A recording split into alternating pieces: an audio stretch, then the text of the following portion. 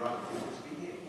So welcome. It's really good to see you all. And after all the various bits of email communications that we've had, it's lovely to see people in person.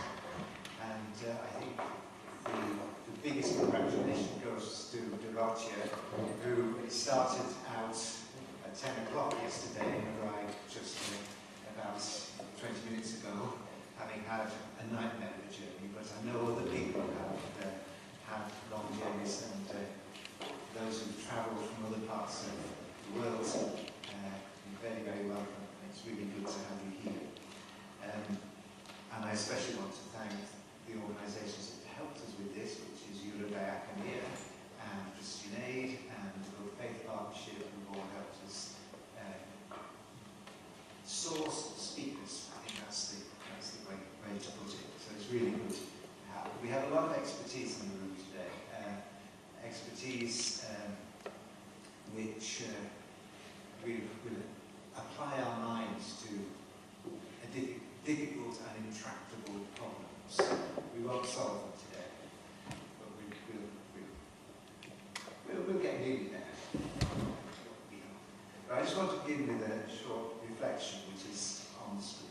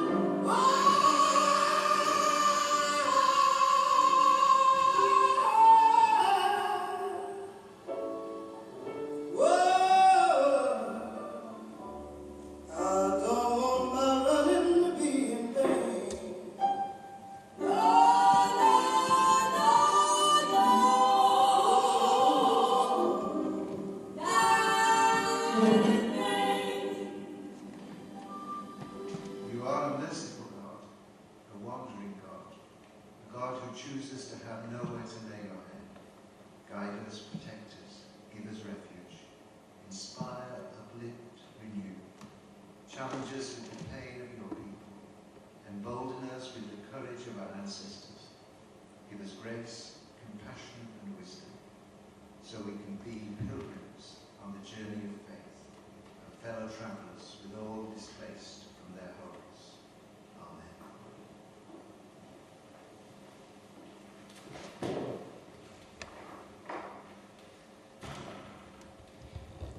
So, welcome to Union Chapel. Union Chapel stands within the non-conformist tradition of social conscience. Our history is of standing outside of the mainstream. And as such, we are allies with a range of traditions, the Anabaptists, the Franciscans, the Quakers, with a whole variety of traditional and contemporary groups of people inspired by Jesus of Nazareth and his way, and who seek their vocation as being part of the body of people who work for a different world, a reign here on earth, as we might imagine. A loving God reigns in heaven. And over the past year, we've held a series of events with the intention of theologizing about migration in Europe, and today is a part of that. Migration is an important issue of justice. It's the point of convergence between those overarching challenges to humanity, the continuing violence in human affairs, from the home to the nation and between nations, the obscene inequalities between life situations of our human race, inequalities of resources and rights, and climate change, which was once an impending threat and is now a reality. And as a country, we are in a perilous position as we possibly leave the EU. So let us still hope. Those of us with eyes to see should be ready to keep a watchful eye for those who will suffer most. We fear that our duties and responsibilities as a country to the world's refugees may be a casualty, and we have a duty to ensure that does not happen. So what does that mean for those of us who seek to follow the way of Jesus? From the Bible, we understand God to be within the space where steadfast love and faithfulness will meet, and where justice and peace will kiss each other. In other terminology, the God of justice and mercy is found in the meeting of pastoral and prophetic action. The pastoral is a range of action from tending wounds to creating resilient communities. And the prophetic embraces the creation of communities of resistance and the painstaking and challenging and sometimes dangerous, and if not dangerous, lonely action of speaking truth to power. So today, we are going to do some theology together. We are going to think. And I believe that in thinking deeply and carefully, we fine-tune and hone our pastoral and prophetic action. We improve it by thinking why we're doing it. And that's the purpose of today. So I'm going to invite Jenny just to tell us a little bit about a very short piece we're going to watch, which is from Christian Aid, but will, I hope, give us a sense of the starting point for our discussion today.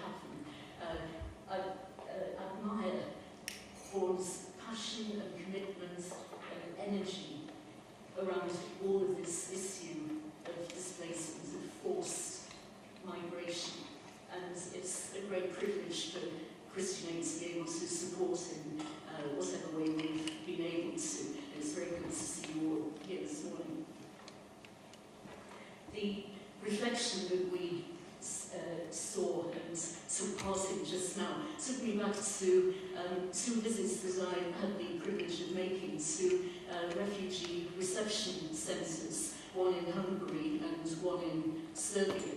And seeing the barbed wire reminded me of the total shock of seeing human beings in cages behind barbed wire, simply because they were not welcome and they were seen as different. And that was a shocking experience which has stayed with me. Seeing pictures of the boats and hearing stories from families who'd been on those unsafe boats overnight, not knowing whether they were going to get across from Turkey to Greece, having made the journey in very, very overcrowded conditions, being told they had to ditch everything that they had with them. All of that very powerfully represented in that wonderful reflection. And now I have to do what I'm supposed to be doing, which is to introduce a short video which has been produced by colleagues in our Nigerian office. And it's one angle, only one aspect of what we understand by displacement and forced migration. And I don't think I need to say anything else. It's a self-explanatory video, and I'll leave it to explain itself. Thank you for the opportunity to speak to you about the humanitarian crisis in the Northeast region. Since 2009, a significant part of the northeastern region of Nigeria has been engulfed in a humanitarian crisis of significant proportion. At the height of the crisis, over 2.1 million people were reported to have fled their homes to escape from being brutally killed by the terrorist group Boko Haram. A large number of homes and properties have been destroyed, leaving those who fled with nothing to return to. More than 20,000 people have been killed, terrorized women and girls abducted, with the most known of these being the abduction of the 276 girls from their school in Chibok. This crisis has left almost 7 million people in the 3 most affected states of Adamawa, Borno, and Yobe in dire need of support for their basic needs to survive. More than 70% of these women and children are spread across camps and host communities in and outside the region. During our intervention, we met with Mohammed and his family of 5 who have been living in one of the camps for over 2 years after they fled their home in Kondula with nothing but the clothes on their backs. However, he is one of the lucky ones, as he lives in a camp where he receives supplies on a more regular basis from the government. But still, this is not enough, as he is sometimes unable to feed his children because there are months when the supply does not come. With no source of livelihood, Mohammed, who used to be a rice and maize farmer, has had to watch his children go hungry on many occasions. Not everyone is lucky enough to be housed in a camp, with some without access to support. Over 50% of the displaced are living with host communities which are impoverished and themselves lack basic public services. This is especially on both the hosts and the displaced. The restoration of peace in some areas has seen the return of over 310,000 internally displaced people to their communities. And the current UN figure shows that 1.9 million people are still internally displaced, with 2 million people suffering from acute and morbid malnutrition. Just like Mohammed, the patient mother of 2 young children fled from her home in Gombe and State, where Boko Haram attacked. Although they returned to nothing, and she and her husband have struggled to feed and grow their children. Their home and farm were burnt down, their livestock carted away, leaving them with no source of livelihood. Christianity is providing support to different groups of people, from those like Mohammed who live in camp to those who have returned to their communities like Patricia.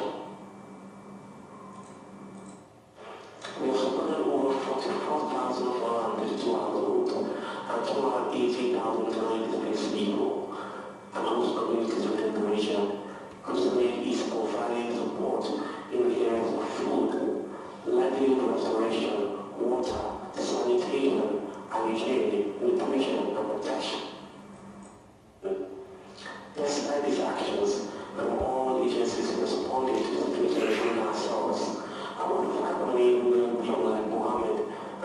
Russia are still in need of food assistance in the region for survival. We will be counting on your support. Thank you.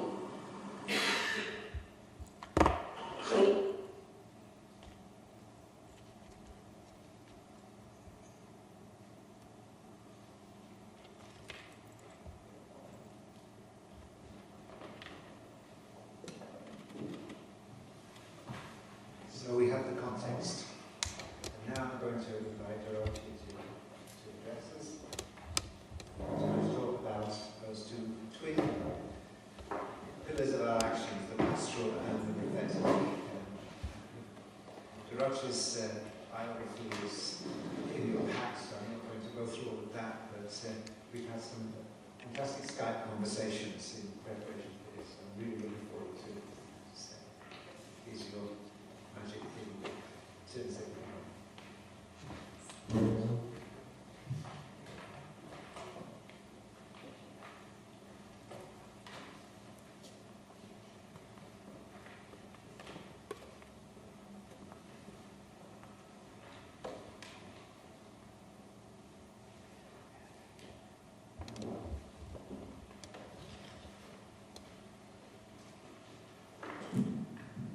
So, good morning.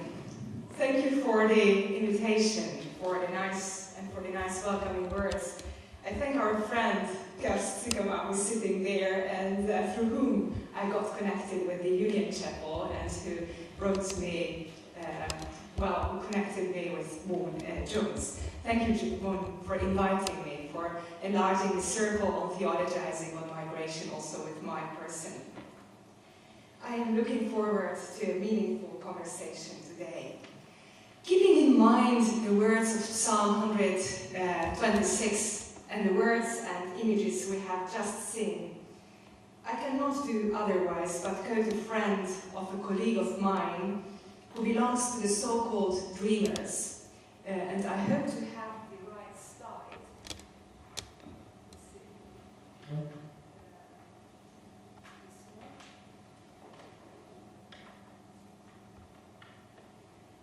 This friend, his name is Marco, says the following. I don't know whether you are familiar with the notion or this abbreviation dreamers. The term dreamers refers to the undocumented immigrant youth who would qualify for a conditional pathway to citizenship under the DREAM Act in the United States. The DREAM Act legislation first introduced in 2001 provides a path to citizenship for those children, also referred to as Generation 1.5, who were brought to the United States as children by first-generation immigrant parents. They are called actually in a legal paradox. And Marco, the friend of my colleague Steve, once said the following: if I never was illegal, then that reveals that you also don't know who you are. If a people who have been subjugated and deemed for so long, yet manage to carve out of that a humanity, therein exists some gospel from which we shall all learn, to which we should all return. If I was never illegal, then that cornerstone on which lay the foundations for systems of oppression is folly.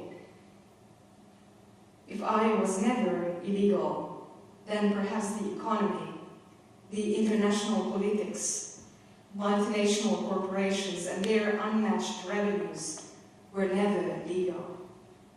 Doesn't the fulfillment of the gospel point to a new creation? Have we become so alienated, so deaf to the yearnings of all creation?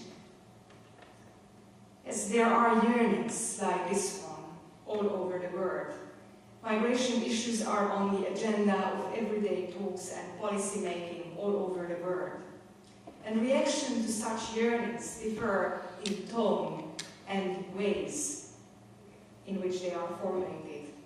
And some of the reactions are sincere questions, such as those one I have just read in the newspaper the other day. Sorry for the slides. It is taken from the 25th of October issue of the Zeit, a German newspaper. These honest questions are: why cannot people live there where they wish they want to live? What is responsibility? And who still understands the word? Ask this title. What is home? And this is just a very recent example taken from, as I told you, the German newspaper, the Zeit, published on the 15th of October. For such questions, both pastoral and prophetic communication is needed.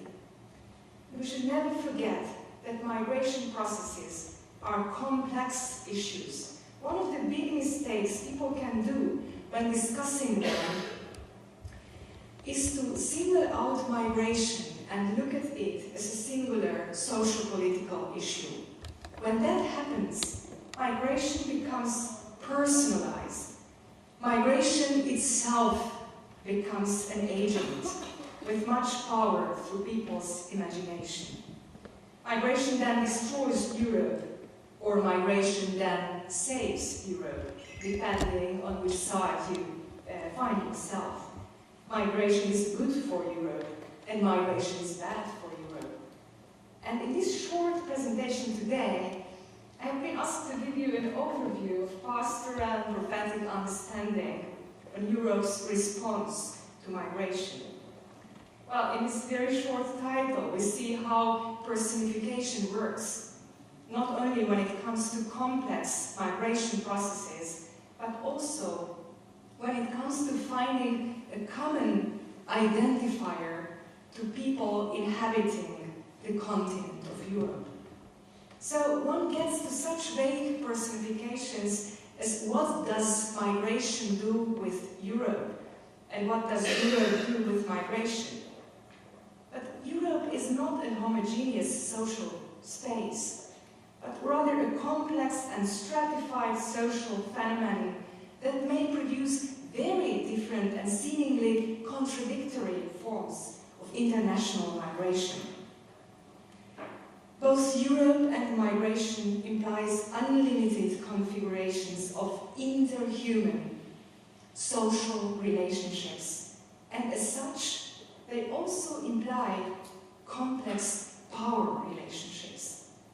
And I would like to pause at this level of interhuman social relationships, because it is indeed at this level that imaginaries, policymaking, activism, and real life happens.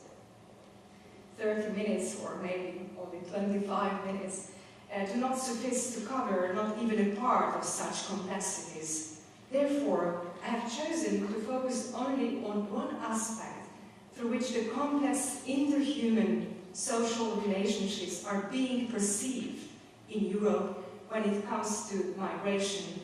And I hope to be able to generate a good discussion for the day. I invite you to focus on what is called the refugee crisis in Europe. I will try to provide you with a hermeneutical lens which is both pastoral and prophetic for looking at the refugee crisis, refugee-related issues in Europe. And the thesis to this hermeneutical reading is as simple as this.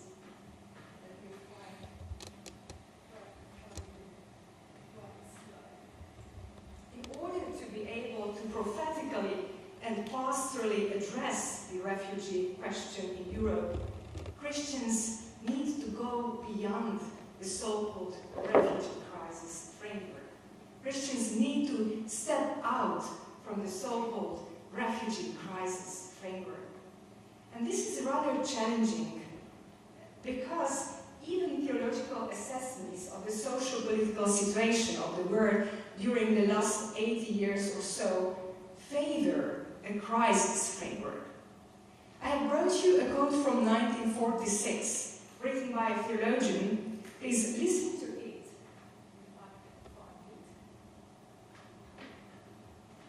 Please listen to it. to these words. These words would be easily publishable in any newspaper, even today. A theologian, Van Dusen, writes in 1946, as in childbirth, the mood of humanity in this hour is a strange amalgam of two contradictory emotions, agony and exaltation, fear and expectation. All through these Latin years, not merely 6 years of word conflict, but 30 years of war, respite, regarding, and war renewed, another single word has coursed through the vocabulary of mankind until they weary of this reiteration, and this word is crisis. It has been repeated so tiresomely because it is so accurately reflects the deepest nature of our times. Well, when crisis thinking is established in such a solid way, it is rather challenging to step out from that crisis mentality. The point I want to make here is that crisis thinking became much of a pattern in intellectually relating to social political processes. People like to think and perhaps act in crisis. Theologians, Christians are not exceptions in doing so. The point of view from which I try to argue against crisis mentality is a shared and always negotiated and negotiable Christian identity, or a shared desire to become more and more humans, persons and community with integrity, well, through confessing Jesus the Christ. Cass has a very nice song on that. More of you, less of me, right? So this deep desire to become more human, individually, but also in terms of communities. So when I speak of we today, I mean we, Christians in these negotiable forms, entering into a self-reflecting mode. And I also mean a we, which aims at understanding Europe as a new we in the light of the complex human mobility affecting Europe as part of a shared planet. Once again, maybe just to the colleague coming from environmental studies, that it is a big mistake to single out migration and say this is the burden, this is the task we have to solve. Because migration processes are deeply related to other social, political, and cultural processes. So both pastoral and prophetic presence have a role in stepping out of this crisis mentality. The crisis mentality also propagates the conviction that any crisis moment has the potential to lead to something good, a view which cannot be legitimized by the etymology of the word. You have most probably heard that, okay, this crisis may bring us to something new. It may not. So these aspects of the crisis mentality should be questioned time and again. Now we have to deal with the so-called European migrant crisis, which refers to the growing influx of migrants and refugees in the European Union since the beginning of 2015, or as we have seen in the PowerPoint presentation on the Christian Aid 2011. According to the International Organization for Migration and the United Nations Human Rights Council, more than 1 million migrants entered the European Union.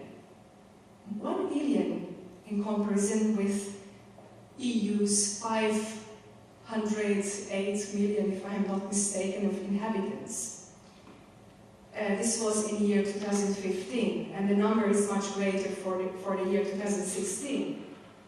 Together with Ulrich Schmiedel, a theologian based in Munich, I want to draw attention to the fact that perceiving something as a crisis is never neutral. Whether a constellation is understood as a crisis depends on the interpretations and the interests of all the actors involved. This was a quote by the political theorist Stefan Luft with regard to the so-called refugee crisis. Then Ulrich Middle continues that the crisis can be created consciously and calculatingly. States have ignored the signs of the incipient crisis in order to put political pressure onto others. A strategy which has been employed by the states pushing migrants, by the states pulling migrants worldwide, not only in Europe. Characteristically, the UNHCR, the UN Refugee Agency, has been underfinanced. The widening gap between financial requirements and financial resources since 2014, less than half of the UNHCR budget has been covered, indicates how migration has come to be seen as a crisis for the receivers rather than a crisis for the refugees themselves. So this crisis mentality ended up of Europe thinking of itself as being in crisis and discussing this crisis instead of focusing on the people who struggle with existential needs. Crises, as well as migration processes, are about power dynamics. They are about how people, groups of people, different sorts of agency relate to each other, to the other. And within certain power dynamics, Europe then occupies the center of attention. Although it is states as Syria and many African countries, or states such as Myanmar, just to name one in Asia, where a large number of refugees currently come from, which are actually in crisis. A crisis to which European foreign politics, together with other foreign politics, also the foreign politics of the given lands, contributed. And even if the European contribution to the crisis in Syria is acknowledged, as Louis Jones stresses, such acknowledgement is ambiguous because, I quote him, it demonstrated that EU leaders were taking the situation seriously while simultaneously denying any obligations to migrants from any other places. Think of the case of Germany or the Netherlands. Maybe UK is the same, is on the same list. And signs of this denial we have seen in the introductory PowerPoint on North Nigeria. So I repeat, when we hear talk about migration crisis or refugee crisis, we need to critically ask the question, whose crisis do we speak about? Much of the refugee crisis talk is about Europe, the EU being preoccupied with herself. The refugee crisis talk reveals much of the egoism and selfishness involved in dealing with serious social, political, and environmental issues. From shifting the subject of crisis from the refugees to Europe, much time and energy goes in defining Europe, Europe's identity, in taking up responsibility for Europe, in asking questions such as how many refugees could Europe take in? Is migration good for Europe? How can Europe benefit from such a crisis? How could Europe be defended, protected? A street artist born in Italy, his pseudonym is Blue, fittingly illustrates this attitude through a street painting somewhere in Morocco.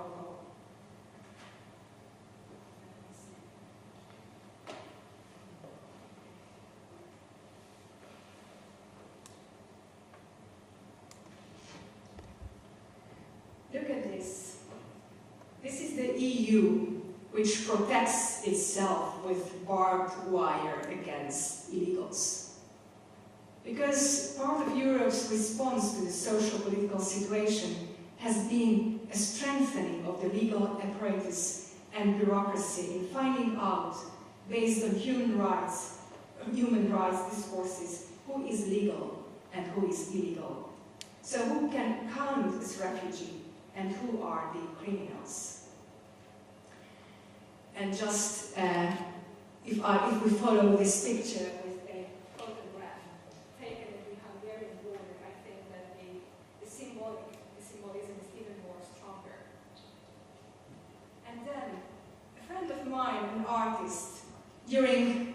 reflections on the refugee events and what was taking place in Hungary in 2015, 16 and afterwards, created the following objects. These are shoes worn by refugees in order to mislead the border police. These are shoes which yearn of dehumanization. And please keep in mind the power relations I have just mentioned. In perceiving the arrival of refugees as a crisis has much to do with the system which regulates arrivals to Europe. The existence of the refugee loan, which was designated and designed right after the Second World War with the purpose to resolve the huge population displacements within Europe. So it was designed within a very specific context for a very specific group of people, and this system of law cannot answer the huge population displacements across the globe. Two aspects of the conventions have particular relevance for our discussions today. The answer to the question in these regulations, in this law, in this refugee law, who is a refugee, is in the hands of the so-called receiving states. It is in the hands of the nation states' asylum policymakers, which implies that no single individual applying for asylum knows whether he will count as a refugee or not for a particular state. The other aspect, which is of great relevance for our discussions today, is that persecution, the most crucial notion of the Refugee Convention, has never been defined.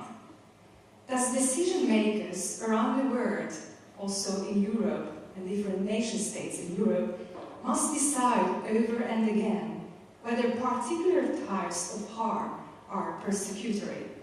So international refugee law too, in the way it is formulated and applied, makes refugee crisis possible. So it keeps people thinking in the crisis mentality. How certain types of migration are perceived as crisis for Europe creates a natural division of people being in Europe into two basic categories: migrants and non-migrants, or in our case, refugees and non-refugees. And both categories have their positive and negative sides according to the legal-illegal game. Think of Marco's words in the beginning of my presentation. How refugees then are discussed in Europe's preoccupation with itself and protecting itself is another issue which needs to take into consideration and which we need to reflect about when it comes to migration related to Europe.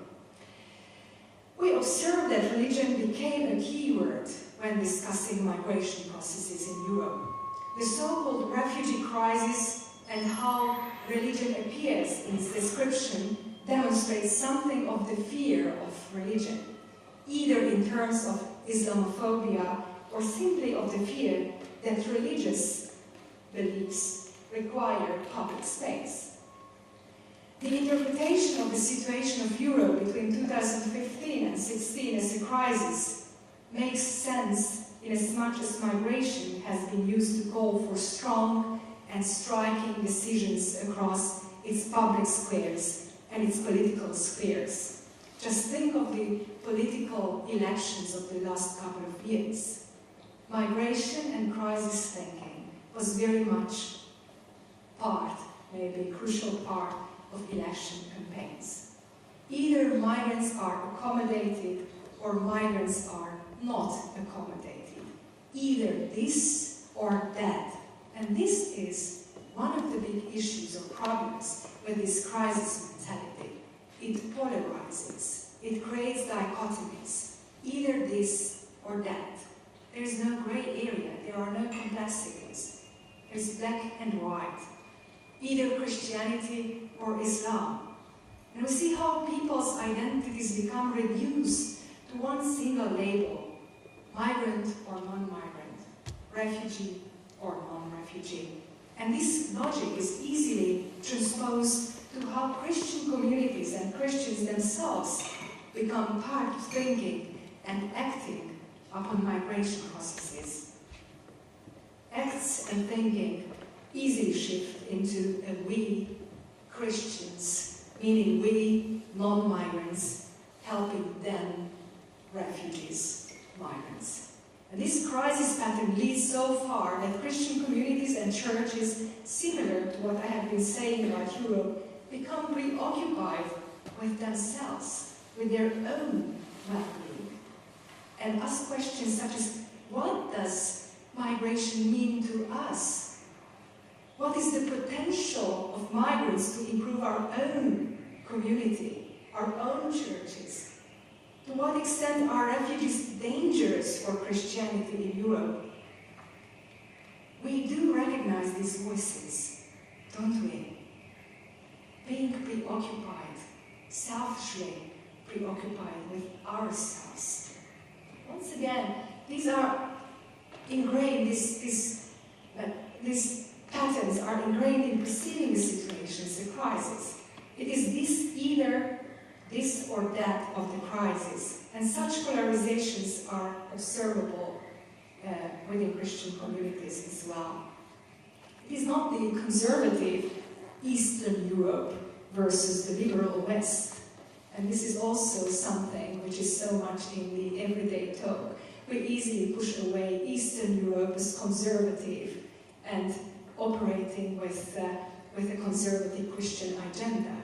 But the same voices can be found both in East and West. So these patterns you can find both in Eastern and Western Europe. Of course, there are Christians all over Europe whose citizens are divided into pro-migration and contra-migration camps, and that based on their faith. And of course, it is much more spectacular when in countries like Hungary and Poland, the governing political party formulates an outspoken anti-migration program based on Christian values. That's much more spectacular to see and to observe than when political voices in Sweden, which too, based on certain Christian values, advocate for acceptance of refugees. But in both countries, these pros and contras are there, or in both contexts. In perceiving migration through a crisis framework, sentences like, and I quote from an academic paper of a scholar from economics, the quote says, "The real challenge faced by European nations is political, as far-right, xenophobic and anti-EU parties have risen to popularity due to the inability of the general population to understand potential economic benefits that the crisis brings to their nations." You see again, this crisis mentality being taken up, being transposed to all levels of society. Europe should understand that migration, refugee crisis has the potential to bring benefit, but the categories of what is good and bad are never addressed. If I argue that there is something wrong in perceiving contemporary migration processes as crisis, and by doing so, I also argue against any kind of celebrating, romanticizing, or condemning migration, do I offer any counter-proposal? If I argue against reducing societies in categories of migrants and non-migrants, legals and illegals, what other questions are there what other options are there to develop theological praxis on migration issues? Any social transformation perspective requires a conceptual framework.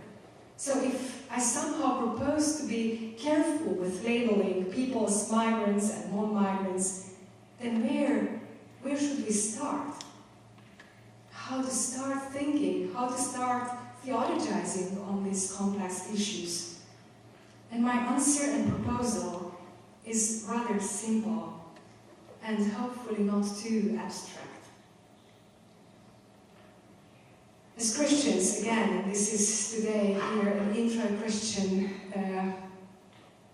encounter, as Christians want to take their faith and political status, whatever that may be, citizens or non-citizens, if we take these political positions and our Christian faith seriously, we need to get to a basic, to a lowest common denominator through which we can start rebuilding our thinking on human mobility. And instead of starting using the Bible as the ultimate book on migration and the manual for solving the refugee crisis, or making up a concordance of what kind of words the Bible has when speaking about human mobility and how densely they are used in its text, I try to get to that basic denominator, which is of an ultimate concern, and that is the triangulation God, human being, human beings. And please excuse me for this shortcut here, but the essence of this common denominator is that God is God, and humans, human beings, are human beings. And these are, of course, basic power relations. Again, very much negotiated when it comes to Christian identity. And dehumanization is a danger within these relationships. If people start playing God, they most certainly will dehumanize other human beings. But dehumanization also happens when people do not acknowledge their own humanity. Such dynamics are observable when it comes to migration processes, and in my understanding, it is indeed the basic commandment to love God and to love your fellow human being, the one who is like me, like you, which might help us go beyond the crisis mentality, to somehow, time and again, in a very different context all over Europe, start to ask the basic question: where does humanity, a shared humanity, starts in this situation?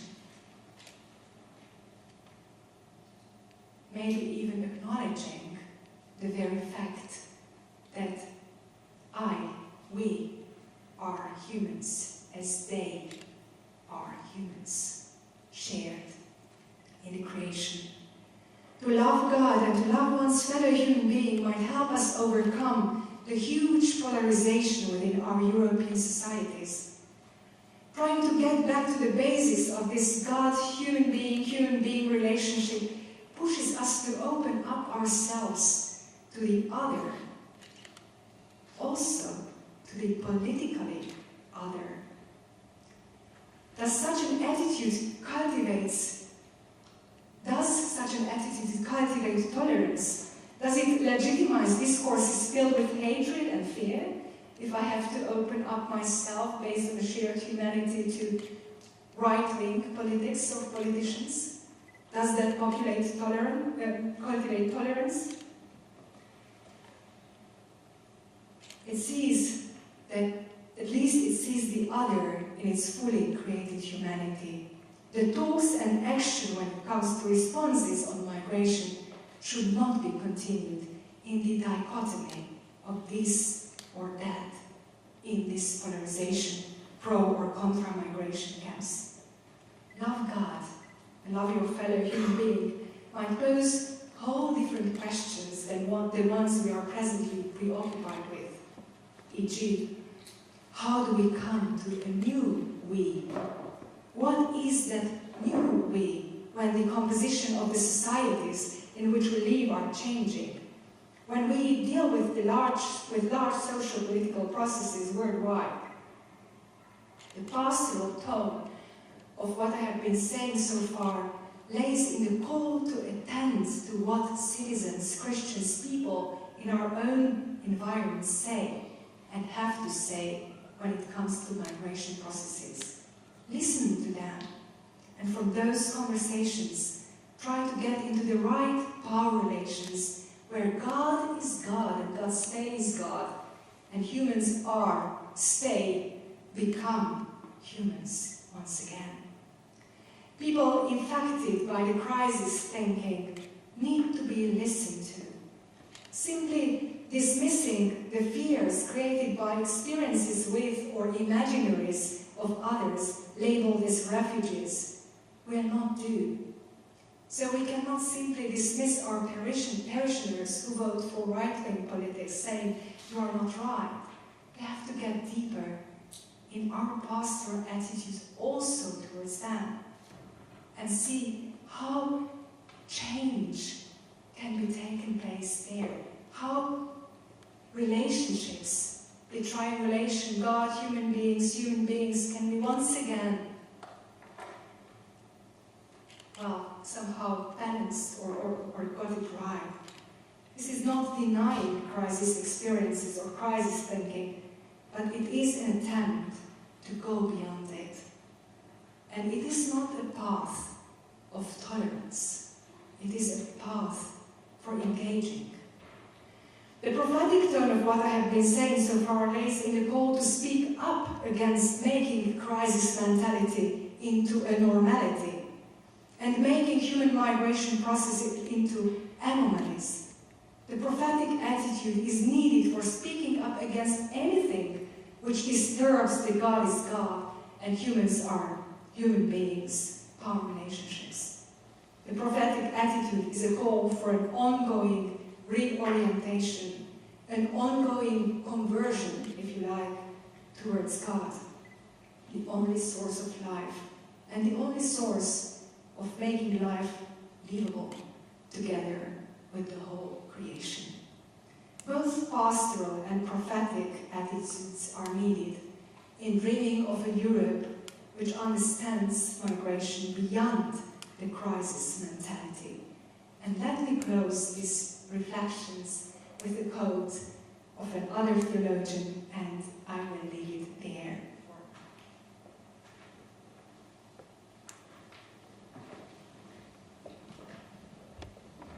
Only love can transform calculated justice into creative justice. Love.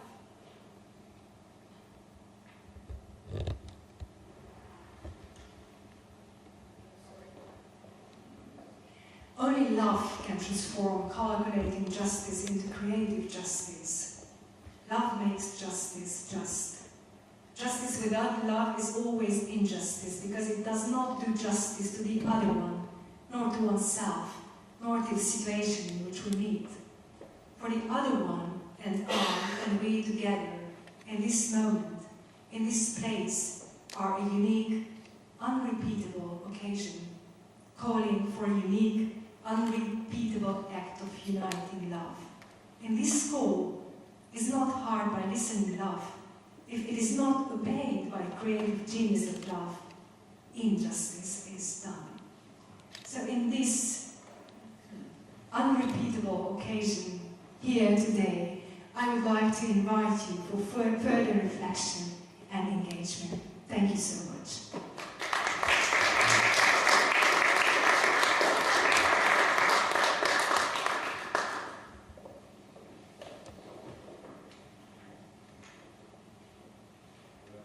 Roger, thank you so much. That's been quite a tour de force, and my brain is already hurting. But I think we've got a really great start to our thinking, new frameworks, new conceptions, and that really helps us a lot, because we've been stuck, and I hear so much of the things I've said myself in the things that you were talking about without realizing that, and that's really so helpful to be challenged. But thank you so much.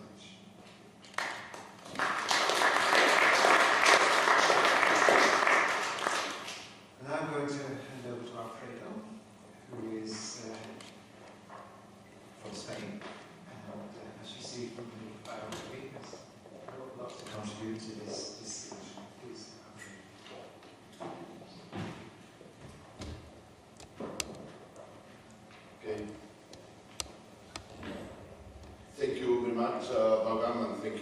much to this parish, to this congregation, to this invitation, also Christian Aid for for this participation. It's for me very, very important to see and to be in this inspiring situation and thinking for the beginning. One Catholic theologian speaks in Spain against neoliberalism, and when women go to him and say, I buy in the big commercial centers. Am I supporting the neoliberalism? And he said, after this criticism against neoliberalism, it's not, the problem is not if you buy in Harrods or Corte Inglés or what happened.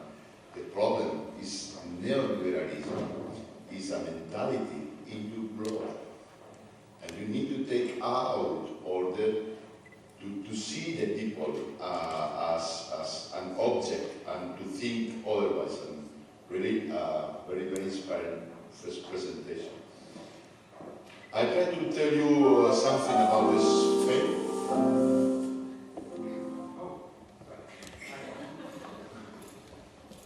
I try to say you something about Spain with the piano phone. Very, very quickly for the time. We need Baba, we need to finish at 11:30? Okay, I do. I don't take much more time for the figures, but also for the concept, but I am much more in the central authority. Spain now, this year, 2018, is beginning the first point of arrivals by the sea in Europe. UNHCR tell us in the Mediterranean Observatory, the Mediterranean situation in Europe now, the arrivals is being 50,000 by Spain, 21,000 in Italy, 26 in Greece. Contrary to the last year. Last year, 2018, 2016, was 100,000 Italy and Greece and 12,000 in Spain, nothing in comparison. This Mediterranean situation and these figures is only to say you how big is being the change. 1,200,000 in 2015 and 2016, only 700,000 in 2017.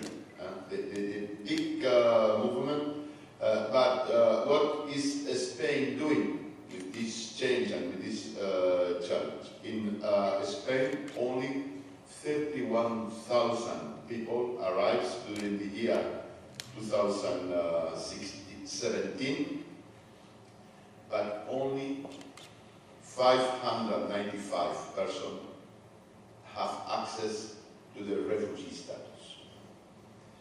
And only 65% was refused to have the recognition of any international protection. What that means? My English is very bad and I don't want to lose in the figures. The problem is not migration or refugees. The problem is solidarity. I am very happy with the beginning of the situation in Nigeria, but the big movements in the world are 80% of the movement of people is out of Europe. Europe is only receiving 1% of the big movement, and the lack is the lack of solidarity. In Spain, the system, like the European common system of asylum, is a very good system, but the reality is, for example, for the last year, we received 10,000 of people from Venezuela. Our government say very high, Venezuela is a very bad government, it's a left dictatorship, but we refuse international protection to 99% of the people from Venezuela. And we, this is the first question. The second question is we cut the resources. All the European financial system, we are a church who is working also with the old government in the welcoming refugees, and we work during 18 months with them. In the first 6 months, is supposed to learn the language, to find a work, and to have an lodgement for a family of people, independent of their situation. If he speaks Spanish or not speak Spanish or whatever. There is a lot of money, but there is a lack of integration. The integration by the real situation don't take the time. It's a good system, and don't take the time to the people need for integration. And the problem is being not only the solidarity, but also the question of the integration of the people. And this is also the example of Syria, who Dorothy was making is very important to see. In Spain, we put in Ceuta the people from Africa call the office for white people. But this office in the border with Africa only receive Syrian people. This is a logic system with all the sub-Saharan situation. When the big issue is the people who lost their lives in the Mediterranean, you put one office to receive Syrian people. What you are thinking? You are thinking in the people, or you are thinking in the publicity, in the newspaper, in what is the reaction you are doing? And even in the case of Spain, for many people who pass from Spain through Germany, not really to rest in Spain. This situation means for us as churches a big challenge, and I want to share with you two big examples of the work, and three different theological challenges who I see is important, and is important to react and to still in a position of struggle. The first question is the reaction to the narratives. How the migration is becoming a question in the agenda, who is the definition of the framework for the discussion, is a very important question. I take the inspiration from Lakoff. Lakoff was a writer who describes in a book who is called "Don't Think in an Elephant." He describes how many of our debates are established by the framework. He is speaking in the context of Republicans and Democrats in the States, but he speaks. The question is not only what we are discussing, but what is the framework of all discussion. We make not only the choice of, for example, Protestant churches are in a struggle about the homosexuality and the same-sex marriage. Yes, is that a question for Protestant same-sex marriage? The question is not how you build the question, you build the problem, and you build the reaction of the society. And we need to see what is the back of these topics. And immigration is the same problem. The definition of the framework can to put in conflict the society out of the real problem and work on only a little part of the problem. For example, in Italy, one recent report of statistic on migration made by Christians, Catholic and Protestants, and also from civil society organizations, speak about these narratives. the big reaction in Italy is about Muslim element in the migration and refugees. These statistics say only 50% of them, the big quantity of 100,000 people arriving to Italy, only 54% of them are really Muslims. They are not people coming from the poverty. They are people coming from the middle class, seeking for development, and many of these narratives are built. We are working with Church Commission of Migrants. You have in the report, you have the mention of this structure of the churches with working in Brussels about the change of these narratives in public media, but also in the mentality of the people.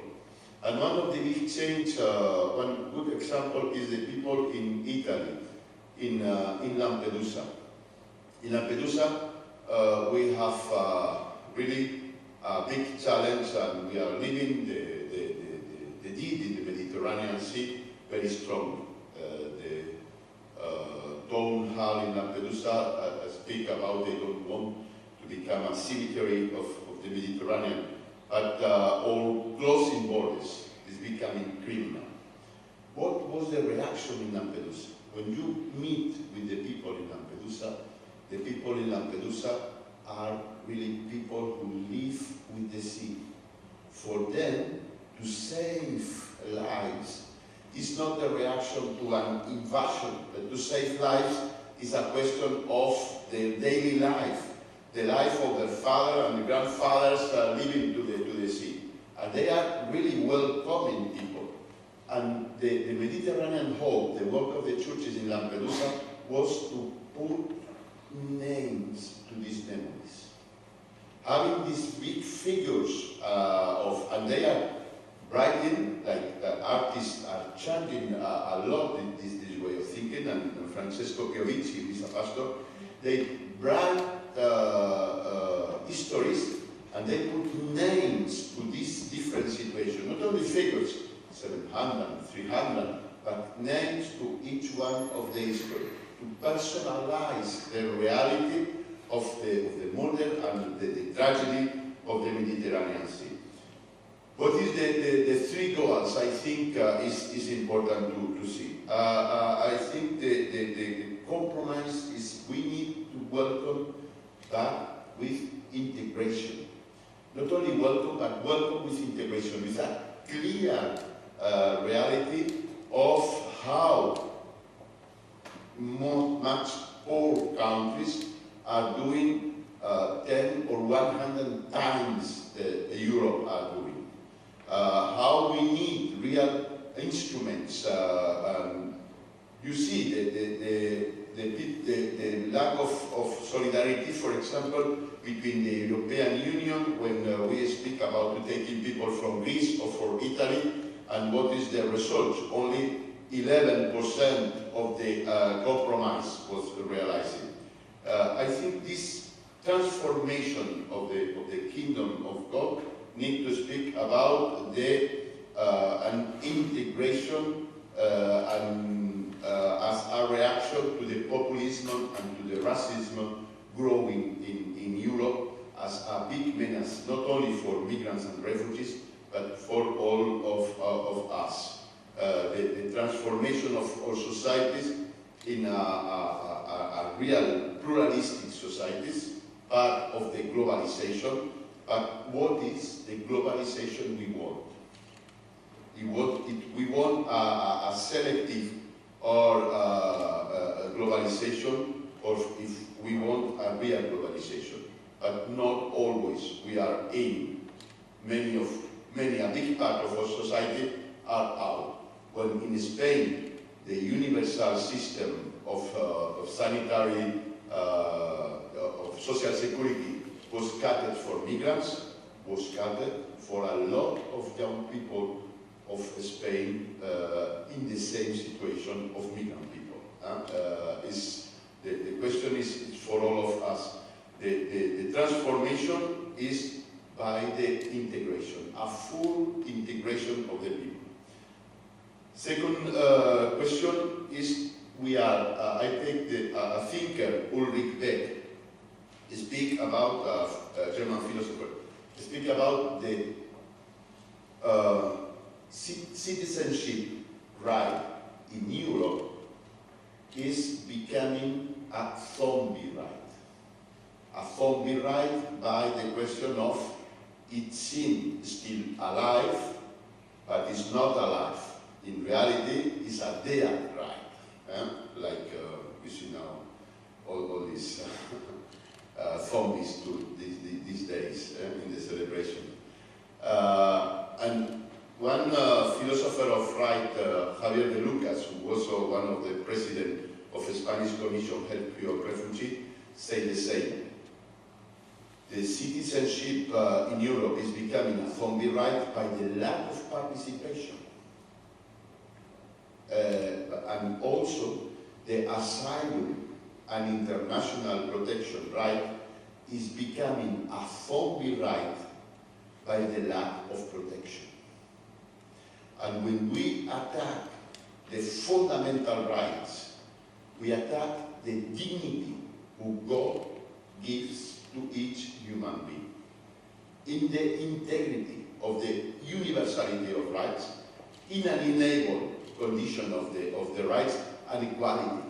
This is that all the systems are becoming attacked when we attack the asylum right with the warranty of freedom of thinking and freedom of religion too. And finally, the question of justice. Vaughan made mention in the beginning of the presentation. One of the bad ways of react to this phenomena, I insist, like Dorothy, the problem is not migration, the crisis is not migration, the crisis is solidarity. The crisis and the problem is we have a problem, we have a phenomenon of migration with a problem of solidarity. Is the situation. When the Mediterranean is in a shipwreck, Europe is in the shipwreck. The question cannot be translated to an humanitarian question. It's a question of justice. We are changing the right of the sea. We are changing the right of international protection. We are changing the social security systems. Where we are going in this way of reaction. When French philosophers speak about the, I don't know the word in English, is when the wars arrive, the rights become in suspension, like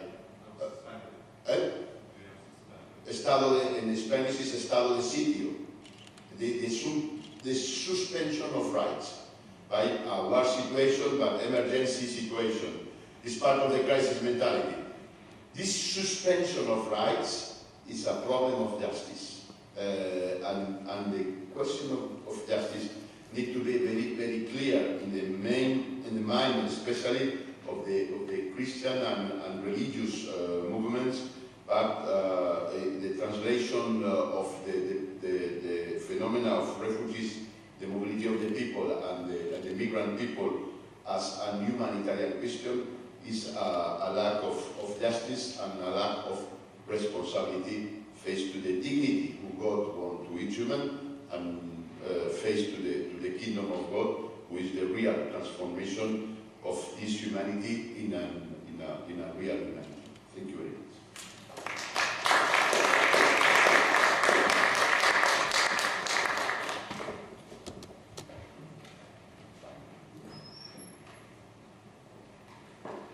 Thank you so much. Very powerful message from the south of Europe. One thing I was really keen on when thinking about today was that we stopped being this isolationist little country called the United Kingdom and continue our connection with brothers and sisters across the continent. And no matter what happens in the next few months, we be interesting to see. We are in solidarity with each other, and we stay part of Europe as brothers and sisters in Christ. So thank you. It's now coffee time. I'm sure you need it. And I'm sure your brains are all hurting and ready to chat and talk and discuss this further. So please have a coffee and tea, and we'll be back about